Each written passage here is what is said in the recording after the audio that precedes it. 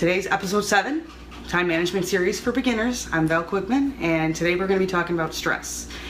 And a lot of you probably are wondering, what does stress have to do with time management? Well, time management actually is a way to reduce stress. But I also have 5 extra tips you can use to reduce stress, especially if you have a stressful job like EMT, nurse, doctor, those kind of jobs. Even being a mom on a day-to-day basis, a full-time mom, stay-at-home mom, I love you all, but that is a hard job and it's stressful. You don't get a lot of me time. So here's 5 ways you can eliminate that. The first is meditation, and it's not some new wave hippie thing. It's 15 minutes a day, clear your mind, bring positive thoughts in, and get rid of the negative ones. Maybe change your way of thinking. It's great to do in the morning. 15 minutes sets the whole tone, and it's quiet time, radio off, everything off, just breathing and thinking. Great way to reduce stress. Another way is journaling. And a lot of you think, well, when we were kids, it was called a diary, but as we're adults, it gets a better term called journaling. Journaling, actually, it's getting all your thoughts out on paper. So if you have like a really, really bad day and you want to take it out on somebody, instead, write it out.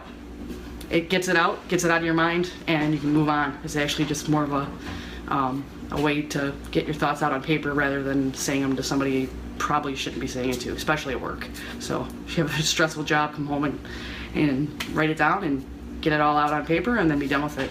It's nice to keep it and look back too, to see if you're having a good day or a bad day. Great place to write out goals.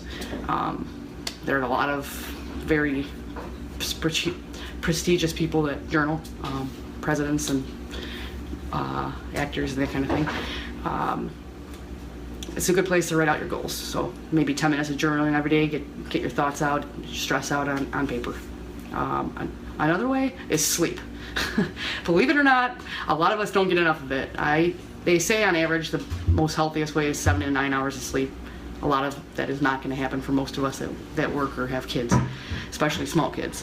So I typically go with 5 to 7. I get about 5 to 6 hours of sleep a night, sometimes less, depending on if I just wake up wide awake. But 5 to 7 hours of sleep is best for reducing stress. And honestly, working out, huge thing for me. That's basically why I do it. I come home and I have a bad day or whatever. I know the next day I'm getting it out in the morning when I wake up, and it helps you prepare for your day. If you actually have more energy after you work out, believe it or not, and it gets all that stress completely away. 30 minutes is best, but use whatever time you have. If you don't have a lot of time, 20 minutes, even yoga. 10 minutes of yoga can do you wonders. Actually, I'm going to throw this one in there because for an extra stress reliever is actually have a night out. Plan it ahead of time. Go out with your husband, because maybe one of your goals to managing your time is actually having a better relationship with your husband. So plan a night out, or with friends. You're a mom, you're around kids all day.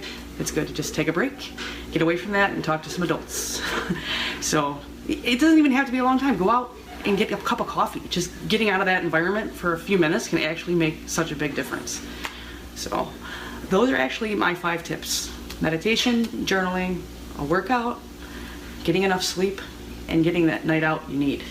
So those are my 5 tips. Tomorrow I'm actually going to dive a little deeper into these, because they actually serve more than one purpose besides stress relief. But today I'm just speaking directly on stress relief. So come back tomorrow, and we'll talk about diving deeper into these and what else they can do for you. I'm Val Quickman. Have a great day. Discover your power.